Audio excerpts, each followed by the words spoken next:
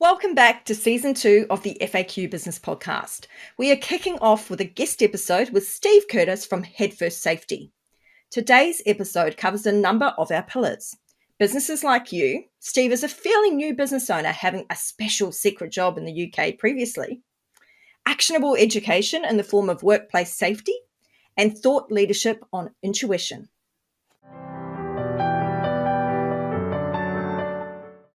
Welcome to the FAQ Business Podcast for business owners, covering 4 pillars: actionable education, inspiring leaders, businesses like you, and thought leadership where we challenge your thinking. Hosted by myself, Jane Tweedy, I'm founder and lead trainer of FAQ Business Training, where we want to avoid you getting ripped off or ripping yourself off. We'll feature an amazing diversity of guests with lots to educate and inspire you. Let's jump into today's episode of the FAQ Business Podcast. Thanks, Steve, for being here today to launch Season 2 of the FAQ Business Podcast. When I heard Steve's background and what he's trying to achieve in his new small business, I knew he'd make a great guest. Steve, can you please introduce yourself with a bit of background about your life before arriving in Australia in 2019? Hi, Jen. Well, thank you very much for having me here. It's a great pleasure, and it's always really good to talk about this kind of thing. I'm from the UK, grew up in the north of England, Yorkshire. I'm a Yorkshireman. I studied at Newcastle University. I studied biology at Newcastle University. Graduated in 1995, came out, didn't really want to continue on. I enjoyed science, but I didn't really want to take it any further. I knew I wanted to work outside and I wanted a job that was quite active.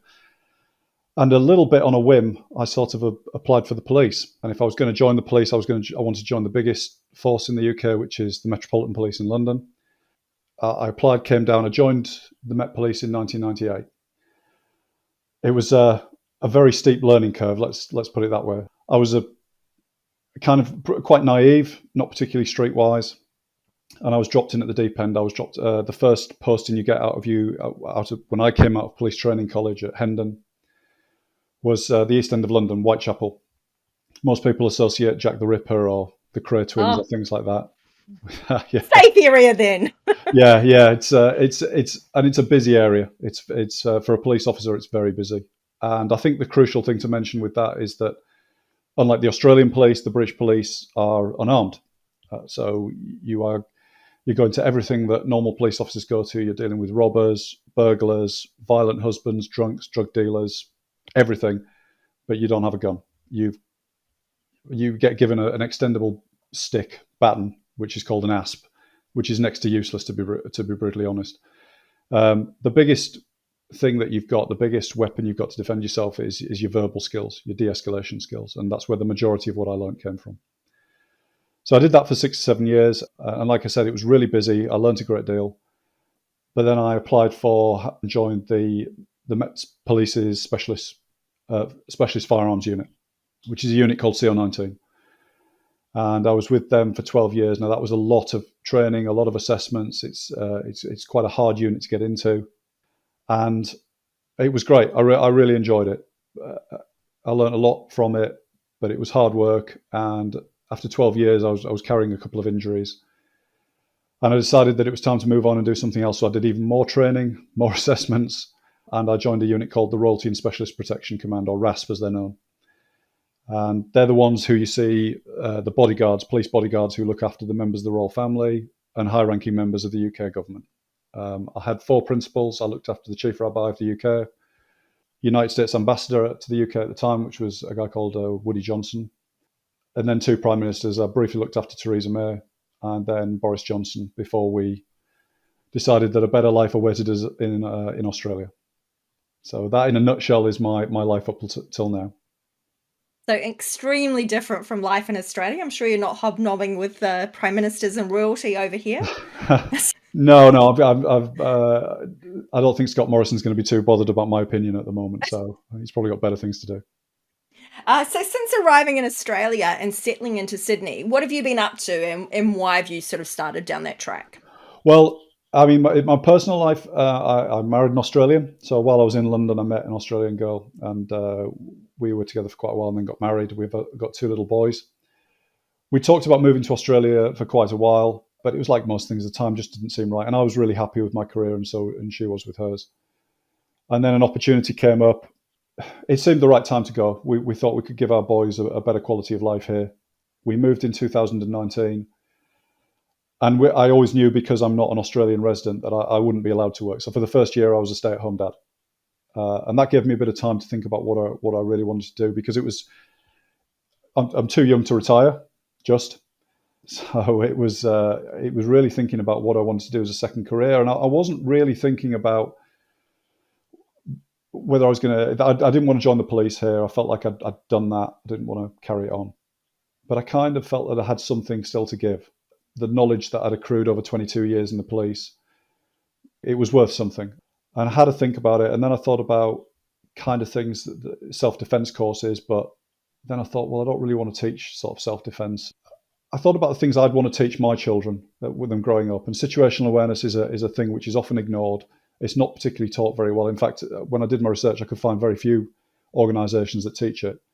So the year that I was a stay-at-home dad, and obviously that was a full-time job in itself, COVID hit as well, started writing this course, which originally it was just going to be a blog. I was just going to put a few tips out that people could see.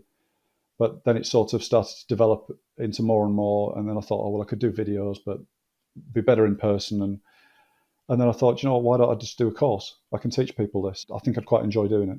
And so out of that, my company, HeadFirst Personal Safety, was born. Awesome. You had a background that was very high profile, high risk and things like that. So you've used your background to start your own business here. It must be somewhat of a shock to the system to change from being in that role where you're dealing with prime ministers and things to running a small business. How have you found this change? Because I know people changing from corporate to small business kind of struggle with that. Yours is an even kind of bigger shift. How are you coping with that? Oh, it's a big shock to the system for a number of reasons. I mean, from a personal point of view, the police, much like the military, you're very much institutionalized. You're brought into a system. It's a big team sort of working organization, which is true of a lot of businesses and organizations. But in the police, I would suggest, like the military, you're dealing with things that the majority of people don't see, thankfully don't have to see. You do become you don't realize it, but you become brainwashed is a bit of a strong term, but there's an element. When I left, I didn't realize how institutionalized I'd become, that I was going to miss it as much as I did. Like you said, I was working the Prime Minister. I was at Downing Street for the last year of my career. From having that career where it can be exciting, it can be interesting, you're in front of the media and the cameras almost as much as the Prime Minister is, and so on.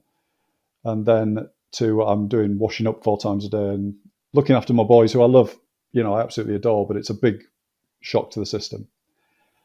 And so then coming to start a business where I'm not a member of a team anymore, at least not when you're a sole trader. I'm now on my own. The buck stops with me. I make the decisions. It's down to me how I progress. So yeah, that was a big shock to the system for me to realize that, yeah, I'm kind of on my own, really. I've come across you at quite a few networking groups. Is that part of the reason that you've joined those, is to get that sort of feeling of some sort of team or some sort of backing?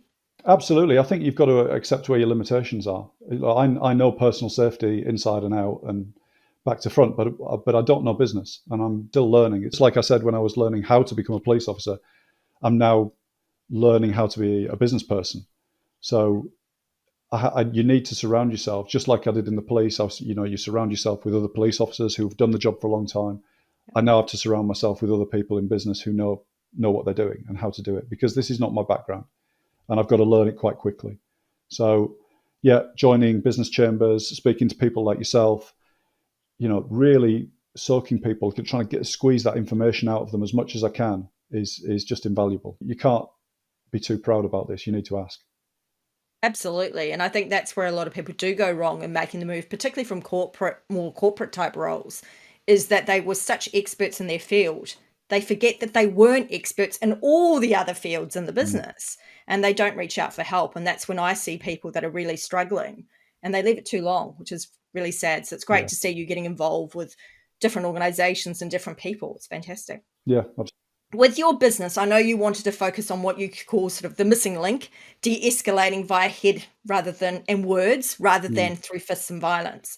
Is this something that you're finding people are actually looking for, or are you finding they're really looking for that self-defense class? A little bit of both, but I'm increasingly find people, it's almost something that people didn't realize that they needed.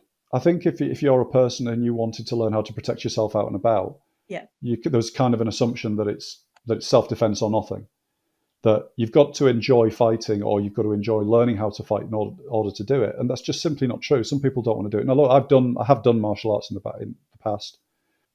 Not everybody wants to do that. And that shouldn't preclude you from being able to protect yourself when you're out and about. And the analogy I always use is that if you were the captain of a ship, then which would you want to spend the most time doing? Learning how to man the lifeboats or learning how to navigate it? Remind me how that went for the Titanic. It's really important. The navigation part is the situational awareness. Learning to man the lifeboats, it means something has already happened, you've already been hit, or the attack has already started. And you're kind of in the last part. I'm not saying that it's too late to do anything, but there is a lot you could have done beforehand to avoid it in the first place. The corporations and organizations that I've already delivered this course to, the feedback has been really positive, and it's been along the lines of that, like, wow, they didn't realize that there is this kind of training available, that there's so much you can do to protect yourself when you're out and about that doesn't involve learning how to throw a fist or a kick. So in those sort of high risk, high exposure type roles you were doing in the UK, can you give us a couple of examples of some of those sort of high risk situations that you were facing then? Yeah, most people tend to, there's a lot of a big assumption that when I was in the more highly trained units, like the Royal Team Specialist Protection Command, like the firearms teams, that's where the bigger danger is. The truth is that, in my opinion, some other police officers might disagree, but I always felt I was in more danger when I was doing normal policing and armed policing. Because, like I said, I didn't have a gun. And you're going into an environment that is often unfamiliar to you, but familiar to the person you go into. So, for example, when you're dealing with domestic disputes, you might be getting a call to go to a house where there's a violent spouse or partner there. It's their environment. It's their house. They know where everything is. And you're going to go into it and have to deal with it. And like I said, I didn't have any weapons to defend myself. The biggest thing I was able to do was be able to de-escalate the situation. I've been threatened with virtually every kind of weapon you can think of. I've been threatened with knives, hypodermic syringes, martial arts weapons. I had a gun pointed at me once when I was unarmed, when I was an unarmed police officer. It's not pleasant, which is why I can speak from some degree of experience of how it feels and how it will feel for anybody when it happens. If hopefully it doesn't, but if it does happen to anybody. Oh, it's certainly one of those times when your heart starts racing and all that sort of thing. And I know, even for me, in fact, 2 times that I was followed down streets and followed down alleyways, it was actually by cops. Okay. They scared me half to death. I used to work at Macca's, and I used to work this late night shift that, finished at 1 a.m. or whatever. So you're going down the street at 1 a.m. and it was an alleyway to get to the car park. And literally this cop car is coming up behind me. And of course, I can't see who they are because I can just see the lights. Yep. And I'm going, why is this car following me slowly down the alleyway? And I'm starting to freak out. So I'm holding my keys, with the keys sticking out and stuff. And I'll speak to you about that in a minute. Yeah. And then eventually, they sort of go, are you okay there? We're the police. And I'm like, oh my God, could you not have identified yourselves earlier? Right. Whereas my little heart's going. Yeah, one of those things about best intentions, but it can be a bit of a tricky subject, situational awareness, because people don't really understand what it is. But that you can be, I think there's a bit of a disconnect in modern times. We obviously are a lot more reliant on phones and mobile technology and that kind of thing. And people might worry that my course is about telling people to get off their phones. Yeah, okay, a little bit. It would be unrealistic. And I use my phone as much as anybody else. It's just knowing there's a time when you can use your phone, and there's a time when it's very inappropriate to use your phone. And if you can recognize that, then you're halfway there. So was getting my key out ready to stab someone a good idea? I would never say don't do it, because any kind of improvised weapon is better than nothing. But you have to be realistic about what you want to achieve with it. Talking about putting the key between your fingers. Yeah, Wolverine style. Yeah, having a little claw sticking out. Yeah, and that's the problem. Okay, realistically, how much damage would that do to somebody, particularly through a padded jacket? If they're wearing, if you are going to do it, you need to be aware of where you're going to be aiming for, which is soft tissue like the eyes or the throat. And then you have to come up. You have to, and this is part of situational awareness, is dealing with the reality of it and being, Yeah. are you prepared to do that? Because if you're not actually willing to stick your keys into someone's eyes who's threatening your life, then why are you doing it?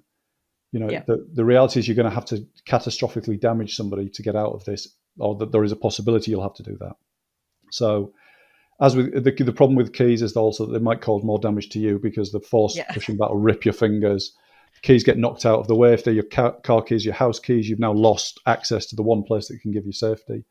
So I wouldn't say no, but make sure that you've visualized what you're going to do with it and how you're going to use it as an effective weapon. See, now I would use the phone. So now I would have called my partner up and said, hey, somebody's following me in a car. Yeah, and again, look, if you're really that unhappy, then call the police. Yeah. There's a thing which I talk about in social pressure is that some people are too scared to call the police because they're worried that they're going to waste their time. As long as the call, and this I speak from experience as being a police officer for as long as I was, if you have made the call in good faith, then the police are not going to be angry at you. They are not going to be angry at you at all for it. They don't want time wasters, but time wasters are people who think it's funny to call the police because it's a joke. If you're doing it because you've got genuine concerns, call. The police can decide whether or not it's worth them attending, but it's always worth giving them a call. Don't ever feel bad about it.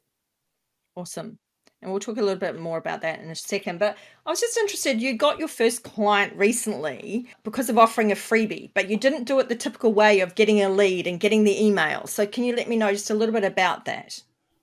Yeah, this was a bit sort of, when I designed this course, when I wrote it, it sounds really soppy to say this. It came from the heart. I really wanted to help. I thought, I've got something to offer still, something that can actually genuinely help people stay safe when they're out and about. And to my mind, not very many, if anyone's teaching it in Australia. When I'd finally written it, I'd come up with a lesson plan and learning objectives and things like that. I wanted to test it, and I wanted to do it for free. I just wanted to help. So I wasn't in a rush to make money. I was more in a rush to educate people. So I thought, if I can get word out as quickly as possible that this training is available and how it can help, then that's more important than getting money back for it. And ultimately I do have to make a living from it, but I wasn't in any rush to do it. When the COVID crisis was that some shops were going to have to refuse service to vaccinated and unvaccinated and that kind of thing. I'm not stating my opinion on it whatsoever. That's personal to me. However, I was aware that some shop assistants and staff were going to have to deal with confrontation over it. So I said, look, I'll give you this cheat sheet, if you like, for free on de-escalation, how to deal with verbally and physically aggressive people. It's completely free. I didn't put any attachment to it, no links, nothing, other than to say, if you got any more questions, just ask me. That was received really well. A lot of people were happy to take that. And again, it was more about what I could give to the community. And I think if you genuinely want to help, that will show in your business. That is what I'm finding. Got a couple of clients off that. I think it is a different approach because I think a lot of people do the lead magnet or whatever, which often that sort of thing would be because it's a useful document for somebody. But it's always okay, well, I need your email, download it. Now I can contact you. Yeah. Whereas you didn't do it with any of that expectation. And I think that's a very different approach. And like you say, it was the showing that I'm genuinely here to help you. Yeah. Which then makes people actually go, well, you were genuinely wanting to help me. Now I will actually come to you and I'll use your paid service. Yeah, look, the last thing I'd want is people, and it's nice that I can put this out here on the podcast, is that I would hate people to delay from emailing me a question on their personal safety because they're worried that I'm then going to bombard them with calls or offers and things like that. Because I'd rather they want to know the answer. They want to know how to stay safe. I don't want them to worry that I'm going to try and get them as a client because I'm not. If they want to come to me, that's great. But I'd rather they feel comfortable about asking me questions.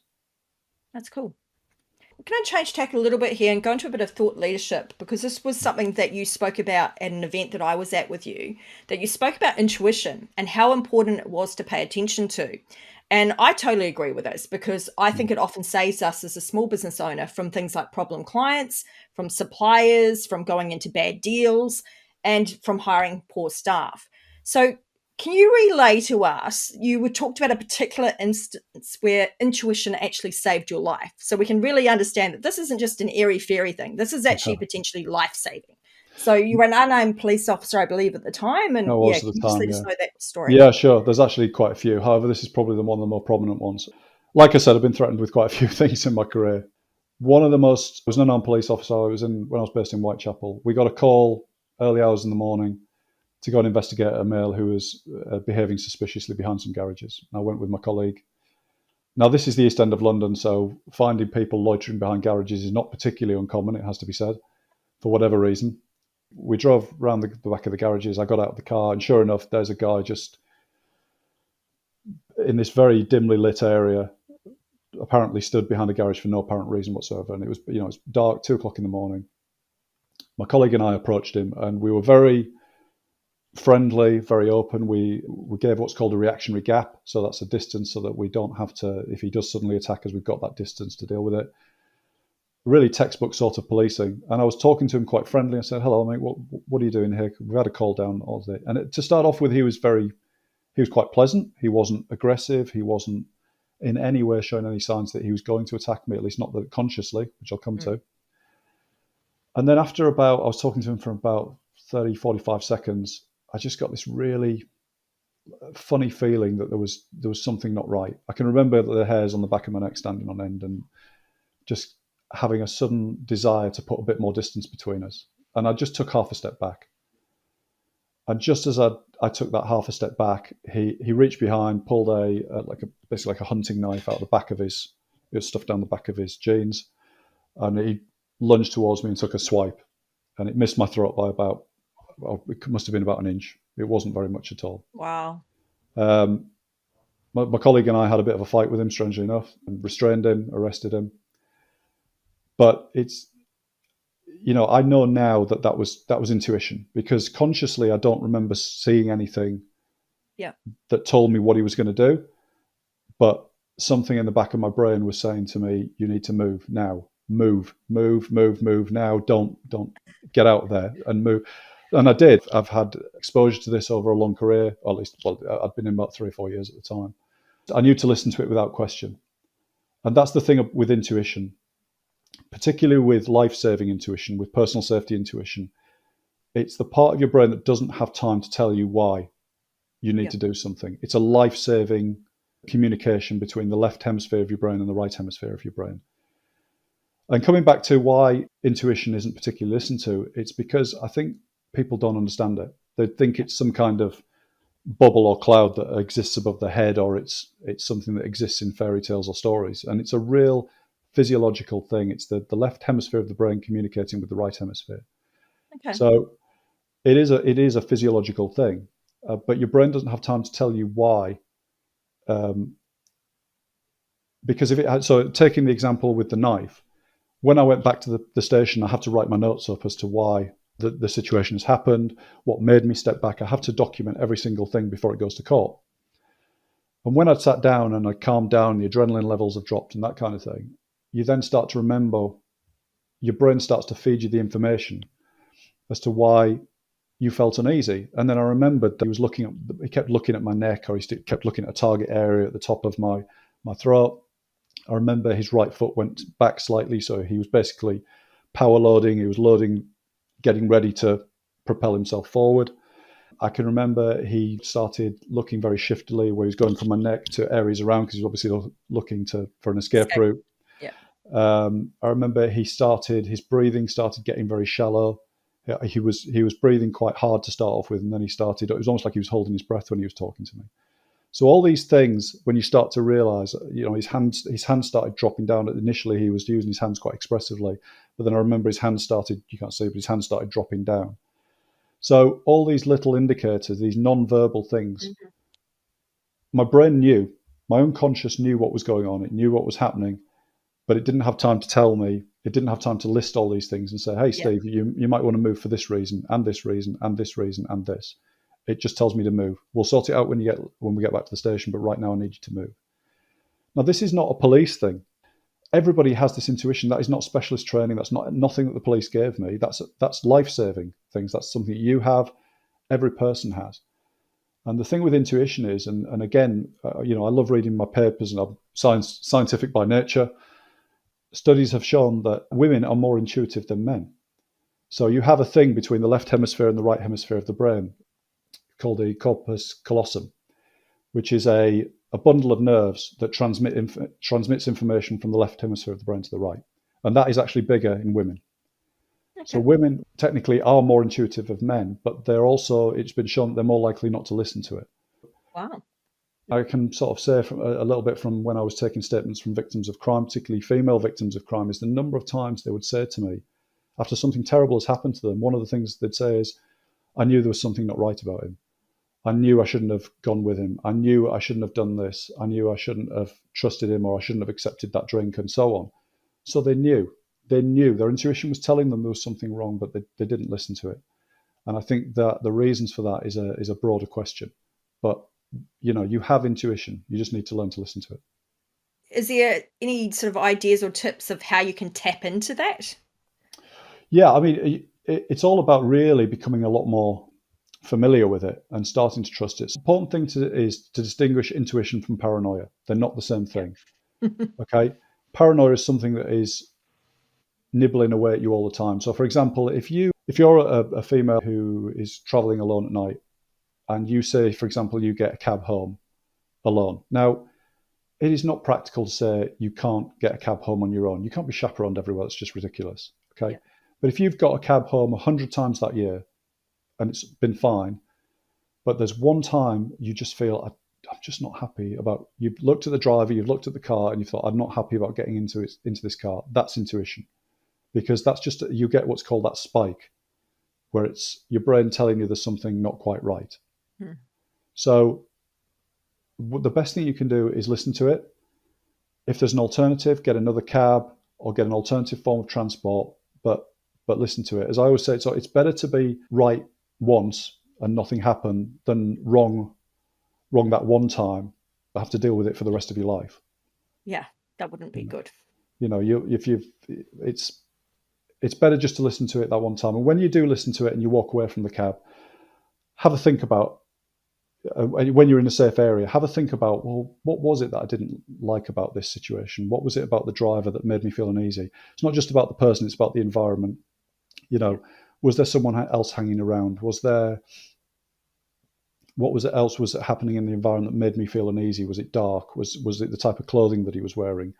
Was it his demeanor? Was it that you might not have consciously acknowledged it, but did you notice that maybe his ID tag or something wasn't been shown, or something like that? Yeah. It can very often be something that you haven't consciously acknowledged, but only when you calm down and your adrenaline drops that you actually realize there was a lot of information coming in at that time. Well, that's the thing. We're receiving so many messages to our brain. Our brain doesn't consciously process them all. We physically couldn't. No, I mean, I studied neurolinguistic programming for quite a while, and they talk about the 11 million bits of information that come into your brain every second. That's a huge amount of information. The room that you're sat in now, that your listeners are sat in right now, there's, in addition to what they're hearing from my voice, they will still be aware. They might not be aware of the chair that they're sitting in until I've now just brought it to their attention.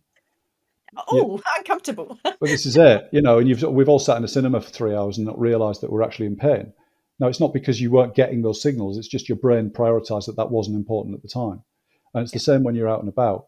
Your brain prioritizes out of the huge amount of information that you get from your five senses what is important.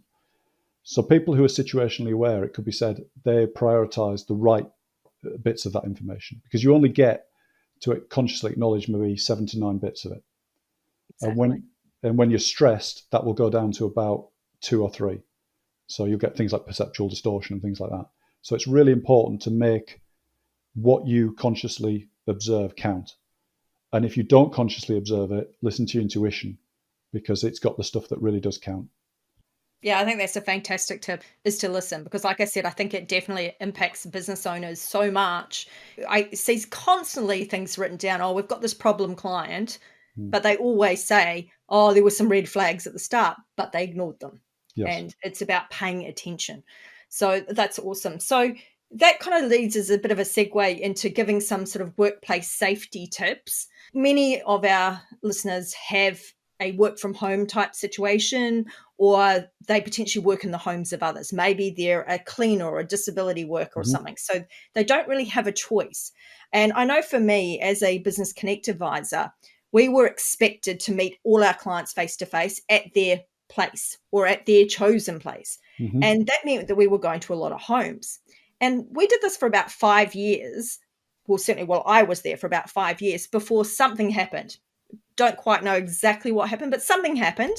And at that point in time, they realized maybe not such a clever idea going to some random stranger's house where, like you said earlier, you're in their domain. Like it's their place. They know everything about it. We don't. Can you give some sort of actionable education around how to handle that situation? That you get there and you've got that off vibe, the intuition's kicking in and you go, I don't feel comfortable, or the person is starting to get agitated and you realize that maybe they're on something? What sort of things can you do to protect yourself?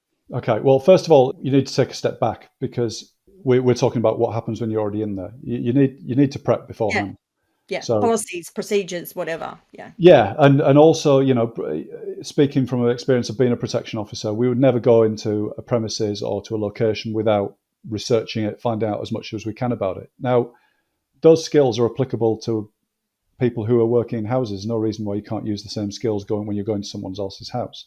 If you know the address that you're going to, how much information can you get from that? If you can go to Google Earth, you can have a look at the house above. You can see, is it fenced in? Does it have in Australia we have things called battle axe, so the end of long lanes which are private driveways, and these houses are hidden and tucked away, and they might have a gate at the end, which it's all gated. So, are you going to take your car all the way in, or are you going to park on the street?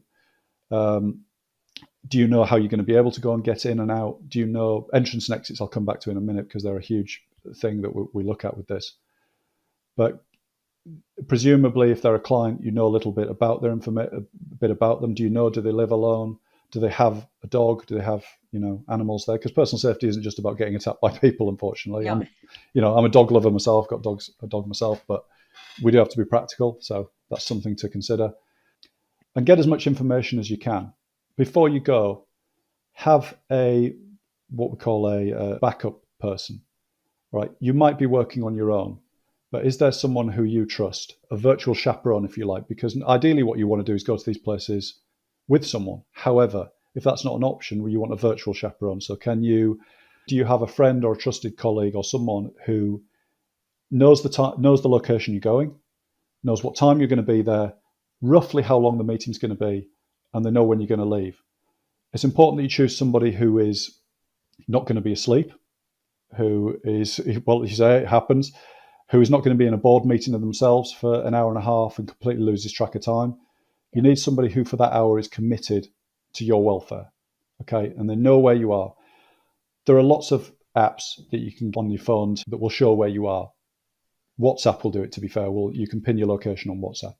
So if you want to do that to show your location, that's one thing you can to show where you are. But fundamentally, there's nothing more important than just having a physical person know where you are and how long you're going to be, and that they'll check in on you in a prescribed time. On that point, also have a plan. What are they going to do if they phone you up? Say your meeting is an hour long, and that their check-in time is an hour and 50. They're going to check in 15 minutes after that prescribed to see where you are. You don't answer. What are they going to do? Are they going to call the police, or are they going to wait 5 minutes and give it another go? Make sure you, as the person going to the premises, there's a temptation to put your phone on silent because you're in a meeting. But really, I would suggest you don't really want to do that. Have the phone so that you can see it, or at least that you can feel it in your pocket vibrate. But personally, I'd make sure that you can hear it. Okay, because you don't want to forget. You don't want to be halfway down the motorway on your way home and the police are out looking for you. Okay, so That would be embarrassing. it'll be a little bit. Have a virtual chaperone. Have a plan. Know as much as you can about the venue. Know as much about you can about the client. And then when you go, then we can talk more about what happens when you arrive. The first thing, as you mentioned, you're at the door. You knock on the door, they answer it. Again, intuition. If there's something doesn't feel right about it, have an excuse ready where you say, "I'm really sorry. I was about to come, but something's come up, and I was just letting you know that I can't come in today." Okay. Don't feel bad about doing this. All right. If there's something that doesn't feel right about the location, then listen to it and have a way to get out. If you're arriving in a car, make sure the car is turned round. You don't want to be having to do a 3-point turn on the driveway to get out of somewhere quite quickly. Okay, so where possible, if you can, reverse onto a driveway or into the area that you're about to leave from. Go in and everything seems to be fine. There are a number of jobs where it's not practical to say that you can't move around. If you're, say, an interior designer, you might have to go around, you might have to go upstairs, you might have to look around the house in general because that's the way it is. Even in a confined place like a house, you still should be keeping a reactionary distance from somebody. The one thing you don't want to do is ideally is never put the person you're talking to between you and an exit. Okay. Wherever possible, always try and make sure that there's nothing between you and the exit. And on that point, make sure you know where the entrance and exits are. So you've come through a front door, but I'm not suggesting you go for a wander around the house at your own behest. But can you see where the back door is likely to be? Have a look at the locks. When you come up to the door and you're about to knock on the front door, have a look and note where the locks are, because it might be just a twist lock to get out. But you don't want to be doing that when you're panicking. So when you go in and the door closes behind you, have a look, notice how the person who owns the house, how they shut the door behind you. Do they turn the lock to shut it? That kind of thing, because then that will let you know how to open it if you need to get out quickly. Okay. So entrance and exits, know where they are, know how they open. That's the main tip. If things should go wrong, cover. You need to put something. We talk about time and distance. We always want to create time and distance between ourselves and a potential attacker. Can you put something between you? Can it be a sofa? Can it be a table? Anything at all that creates even just a couple of seconds of distance between you that makes it difficult for somebody to grab hold of you. Again, just make a mental note of where it is. And also for trip hazards as well, obviously. And finally, the last thing is, yes, we've already mentioned it. You're going into someone's house. They have access to potentially a plethora of weapons. The kitchen is probably the biggest danger point. I always used to get a little bit nervous. If I was conducting an interview on someone, particularly a violent spouse, I never wanted to conduct that interview in the kitchen. You want to have it somewhere where they can't get access. Now, you can't bar people from going into the kitchen. I get that. But wherever possible, you want to be in an area that doesn't give them immediate access. So suggest an area away from that. And for your own point of view, when we're talking about improvised weapons, we're talking about something that you can use as a shield. So a chair that you could hold up, something like that, even if it's light enough or something. A bag, if you've got a big enough bag, can you hold it up to defend yourself? Anything that you can see around you that you could use to defend yourself or to get out of there as quickly as possible. Another thing to mention is we tend to, obviously, we dress according to if we're representing our business, but footwear in particular, if you need to get out of somewhere, can you run? Is your footwear appropriate for you being able to run? Or is it going to be a bit of a problem? It's extreme, but we're talking about this kind of situation. If you need to climb over a fence or something, can you actually climb over a fence? Can you do that? I'm not suggesting that you need to start going in fatigues or army combat gear, but if you genuinely have concerns about going to these places on your own, you can still dress professionally without doing something that may impede escape out of there, if you like. There's so much to think about. And yeah, it's interesting when you're saying this stuff, because I'm sort of thinking, okay, yes, often when you go and sit down at the sort of dining table attached to the kitchen area, and you're kind of going, maybe not the best place to be. Well, keep it simple. I mean, you've still got to conduct a business, and I appreciate that. Yeah. But so the main thing is that I always talk about three things: entrance and exits, cover, and improvised weapons. They're the three main things. Okay. A lot of this, the prep that you can do before is probably the most important thing. Knowing enough about the house, how big it is. On Google Earth, can you see how to get in and out of the place? Where are you going to park your car? Turn the car around so you can get out again. Just doing a little bit of prep beforehand can make things a lot easier and make you feel a lot more comfortable as well. And obviously we've talked about it. The virtual chaperone is just invaluable. Having somebody who will check in on you.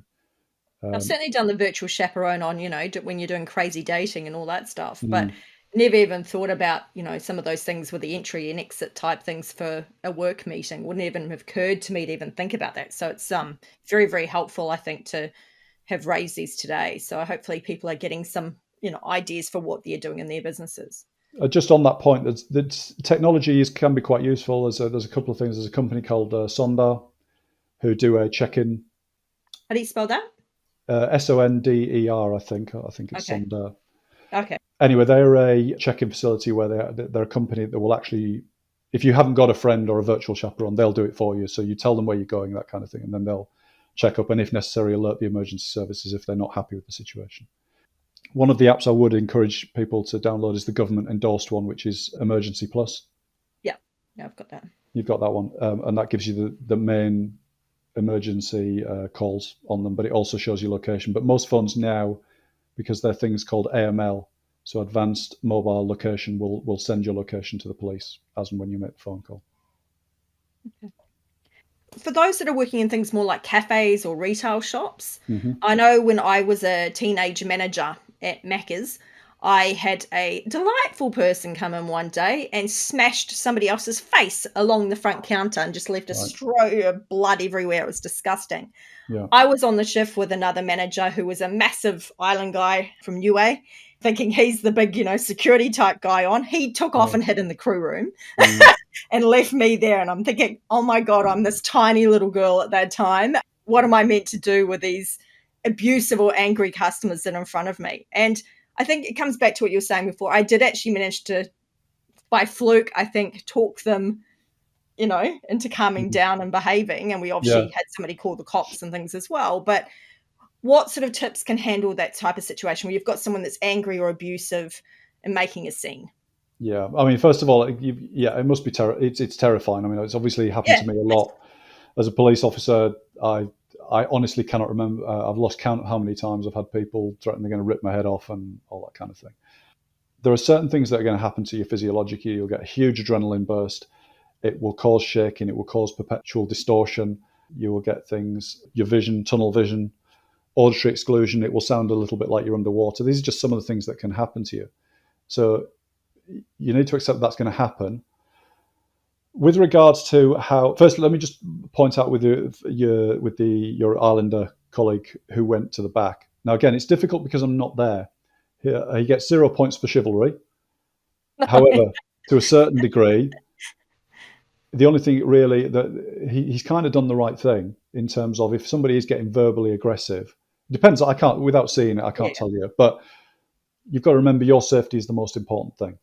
Okay. If you think you can de-escalate a situation, it hasn't gone beyond that, then yes, by all means do.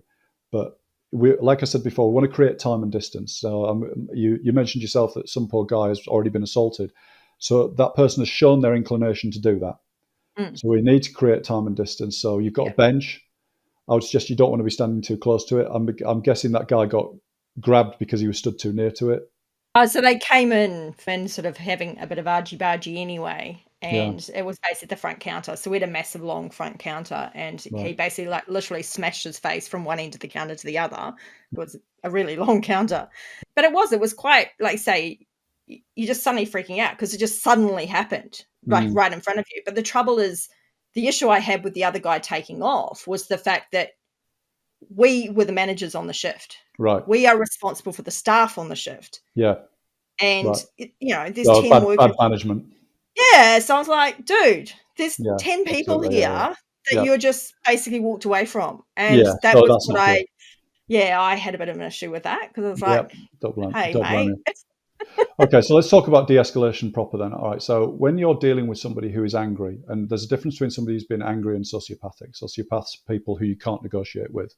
Yeah. So we're talking about somebody who's basically in a rage, they've lost their temper. The first thing to understand about people who are angry is that they, to a certain degree, they're no longer in control of themselves. There's a part of the brain called the amygdala. It's part of the limbic system, has now taken over. So trying to negotiate with them and offer things about why they're angry. So why was the guy angry, just out of interest? They were drunk. They were drunk. Okay, so dealing with drunks is another thing as well. Yeah. But you're gonna struggle a little bit because you want to be able to you're seeking a connection with somebody. Okay, so trying to negotiate with them and trying to solve their problem even when they're drunk is not going to work until you address the emotion first. So I'll be interested to know how you did it, but personally, if I was there, you've got one person who's injured, so I would be trying to get somebody to deal with that first. Yeah. That you've got to safely if they can, but don't put yourself on offer. And then, there's a temptation to say, get out or I'm going to call the police, but that's unlikely to address the issue at the time. So you want to address their emotions. So you'll be saying something like, look, I can see that you're angry. I can see that you're upset. That you're not being listened to, okay? And soon you need to start addressing the emotion first. Because if you don't do that and you just start saying, either threatening them with the police or saying, "Oh, look, what is your problem? Just calm down." Saying "calm down" has never worked in the history of the world, right? It's the thing that incites people the most, right? Yeah, it is. It usually because no one likes to be told what to do. But acknowledging how they feel, and as long as you can Yeah. show that you can see that they're angry, that they're upset, even when they're drunk, that is usually the best path to getting them to actually calm down without saying it, because they'll start to realize that you understand that they're being understood. Because part of the problem when you're angry is that you don't feel like you're being understood, and particularly if you're drunk. Yeah. I think at So the time played on the fact that he'd hurt the other person. yeah, again, that's another good thing is to again you're dealing with the emotion Yeah. of how they're Yeah. feeling Yeah. because Because obviously he fundamentally, felt somewhat remorseful because they did know each other, I think. So it wasn't just a random attack. It was two people that knew each other. So obviously yeah, him seeing his friend with his face all smashed up yeah, was not the best thing. yeah. The other things I mentioned is that you need to make time for it as well. You need to show that it might not go against the grain, but you need to show that they are actually the center of your world at the moment and that they are worth talking to. Because if you start being dismissive of them and saying you don't, Mm. I'm not dealing with you while you're drunk, while you're angry, that kind of thing, that's just going to make the situation worse. So you need to be able to show that you might not feel it, but you need to show that you're interested in what their problem is and that you want to try and help them. Again, it comes down to the three things I mentioned before: entrance and exits. Have a plan with your staff that when you do have violent people, there is a Yeah. line where you're like, right, okay, that's it, we're out of here. Yeah. And you go to a panic room or what we call a panic room or some kind of secure room where you can call the police, because there will be people who you're just not going to be able to de-escalate. Yeah. So, try, if you can, do it from a position of safety behind the bar or whatever that's there. Always be aware that you need to be able to put time and distance between you and the person who's been aggressive. It was interesting because it was almost that intuition and that kicking in as well, because I remember literally as soon as I saw that face get smashed on that counter, Mm, it was that instantaneous flick back to somebody, like phone, like call the mm, cops instantly, because the phone was just behind the sort of production bin at the time. So yeah, you had the kind of counter area and then the production bin area, and that's where the phone was. So they called immediately. yeah. But like I said, in the meantime, the other guy took off, and then the I rest of the think, staff is sitting there in just disbelief, just going, "What the hell is going on?" yeah. I mean, you did absolutely the right thing because the other thing to remember is to stay calm, and that's easier said than done. Mm, But there's a thing called Batari's box where what happens in any kind of escalation, or verbal or physical escalation, is that the person who, it doesn't matter who starts it, at some point you have a cycle where your attitude affects my attitude, will affect your attitude, will affect my attitude, will affect your mm, attitude, and that cycle starts to spin. And yeah. at some point, it doesn't matter who started it. It just keeps going and it won't stop until punches have been thrown. So you, as the professional there, you have to be the one in control, and you have to understand that that person is not behaving in a rational way. The part of their brain that is capable of rational thought isn't online yet. And until you address that emotion, until you say, I can see that you're angry. Hey, I can see that you're upset. I can see that Yeah. you feel people aren't listening to you here. You won't get what's called their prefrontal cortex, the part of the brain that's capable Yeah. of making decisions and being logical. We need to get that online, and then you can talk to them, and then you can try and solve the problem that they're having. And this is true of any customer service. Well, it's You know, exactly the same with any sales. With yeah, sales, you go for the emotion first, you yeah, hook the emotion, then they'll start asking questions, they'll start going into logic. But if you yeah. go logic first, the emotion It, hasn't actually connected with them. no, because it's not going to work because people will still feel that they're not being listened to. You know, Correct. so it doesn't have to be. No one's saying that you can't be angry about the situation yourself, that you can't be upset by the fact that somebody has just been assaulted in McDonald's. But it's a life-saving procedure. That's what you're doing. You're trying to buy enough time so that the police can be called, so that you can get Yeah, this person to leave without any further injury. So exactly. No, you're not agreeing with their actions, is what I'm saying. no, You're just labeling how they feel, which is inarguable. exactly. So before we get people to get in touch with you and see how you can further help them, I always like to get my guests to give a bit of a productivity hack or a tech tool. And I know you said before you're not really into the tech tool side. So how about a bit of a productivity hack from you? A bit of a productivity hack. Okay, so look, like I said, I'm just starting off myself. I think the best thing you can remember starting any business, I'm certainly learning, particularly during a pandemic, is that It's a marathon, not a sprint. Every day I set myself something to do to make sure that I try and progress the message I'm trying to get out further, whether it be doing a podcast or putting something, on social media or a blog, or trying to get some information out there. And it's natural when you start your business, you want everything to happen like that. You want it to happen quickly, and it doesn't, and particularly not during a pandemic, it doesn't. No. But I think you've got to have faith that what you're doing will make a difference to people. That's why I'm doing what I do. And if you're genuine about that, if you genuinely feel that what you've got is actually going to help people, and then that will come across in your business and more people will want to speak to you. With people wanting to speak to you, if people want to reach out to you and find out more about the programs that you offer, or they want to get in touch with you about de-escalating, for running events at their businesses, all that sort of thing, how can they get hold of you? Okay, so a couple of things. I actually do have a very single cheat sheet, the one that I mentioned about de-escalation. I give that out completely for free. So if you email me for that or any other questions you've got, again, I'm not going to bother you with any kind of selling technique or anything like that. steve@theheadfirst.com.au. Perfect. We'll put that in the notes, so they'll be in the comments as well. Query about that, or if you want me to come and present to any organisation, corporation that you've got, then again, drop me a line and we can talk about that as well.